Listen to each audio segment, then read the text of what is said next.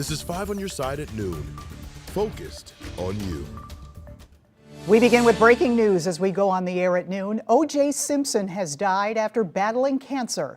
His family just announced the former NFL great, who stood trial for the double murder of his ex-wife and her friend in the 90s, passed away last night in Las Vegas. Thanks for being here at noon. I'm Kay Quinn. Simpson was 76 years old. NBC's Jay Gray has more on his life and career. A Heisman Trophy winner and NFL Hall of Fame running back, O.J. Simpson, will be remembered most for something he could never run from. Born Orenthal James Simpson in 1947, he was raised by a single mom on the rough side of San Francisco. His way out? Football. A college star at USC, he was drafted by the Buffalo Bills, where he had a record-setting NFL career, including a league MVP. He retired as one of the best to ever play the game. And for O.J., the spotlight never dimmed. Nobody does it better than... Transitioning into a successful career in TV and movies. That's great. He was inducted into the Pro Football Hall of Fame in 1985, the same year he married his second wife, Nicole Brown. The couple had 2 children, but apparently a rocky marriage that included allegations of domestic abuse.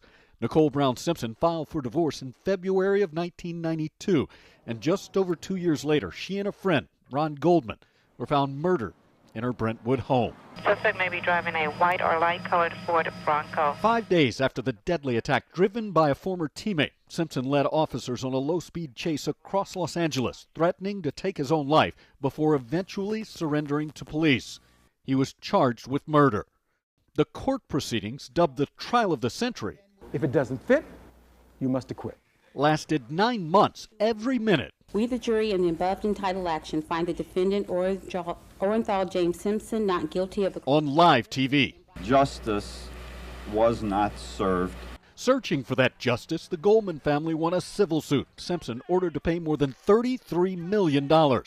He returned to court multiple times over the next several years for traffic violations, even pirating cable TV. But it was a Las Vegas robbery in 2008, Simpson saying he was taking back stolen personal property, that ultimately sent him to prison. Count 1, conspiracy to commit a crime. Guilty. Count Sentenced to 33 years, he served just over 9. Thank you. Before being paroled in 2017. Jay Gray, NBC News. We're following breaking news out of Greenville, Illinois. Police monitoring a standoff there. They say a man locked himself inside a house at South Elm and Vine. He's been inside for at least 3 hours. Greenville is about an hour east of St. Louis, just off Interstate 70. No word on what the man wants or why police are concerned. We'll have more on this story as we get those details. New at noon.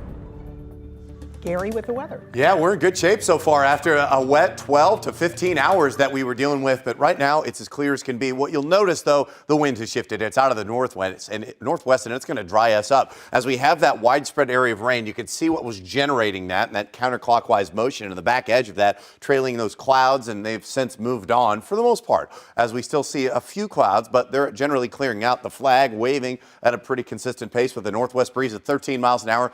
We got to 66 right now. We're not going to warm up a ton more, but we still have this northwest breeze, which is gusting up to 36 miles an hour in Jeff City. And it's a little stronger off to the west, and I think that's going to settle in just a little bit. So expect our winds to continue to be a factor for the rest of this afternoon and evening with that northwest direction. I don't think we warm up very much as a result. We'll probably hold pretty steady and maybe warm up 2 or 3 more degrees. But it's the weekend that we have a significant change when those winds switch and when we're going to see our warmest consecutive days over the next 7.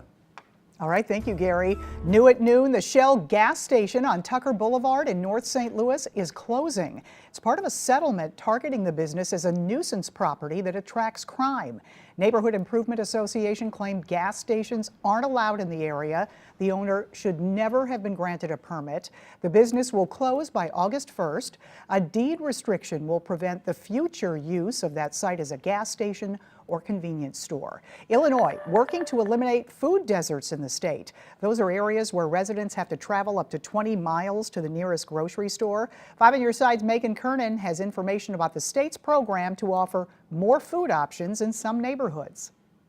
It's all part of the $20 million Illinois Grocery Initiative. This new grant program aims to combat food insecurity. It will help new grocery stores open up in food deserts across Illinois. Also, it'll help improve existing stores. Now, as you can see, the need is great here in Illinois. Check out this map from the USDA. The areas in red-orange are communities that have to travel far for a nearby grocery store. Grants will range from $160,000 to $2.4 million with a 1 to 3 match requirement from businesses. The money will help with construction and renovation costs and first-year operation costs.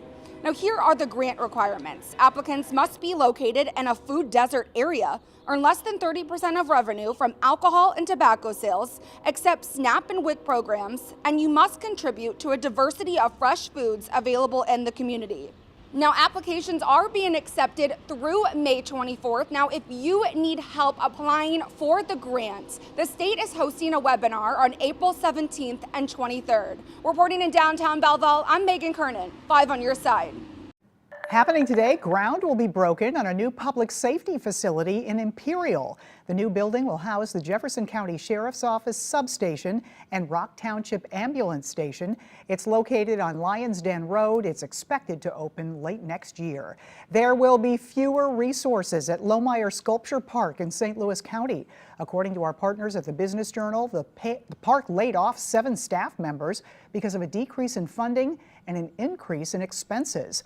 The visitor center will now only be open for special events and programs. I'm Travis Cummings. Big news for tech companies in the city of St. Louis. The city has been chosen out of 10 cities to compete in the Startup World Cup. The competition is fierce because it's international. The opportunity was born out of a collaboration between Tech STL and the Scandalaris Center at Washington University, an incredible opportunity for St. Louis companies. The competition brings together the top startups, venture capitalists, entrepreneurs, and world-class tech CEOs to support the high-profile pitch competition. So between tomorrow and April 26th, companies can submit 1-minute video pitches on techstl.com. The community will vote on those pitches to select the top 100 between April 26th and May 3rd. From May to August, those 100 companies will compete in 10 semifinal competitions.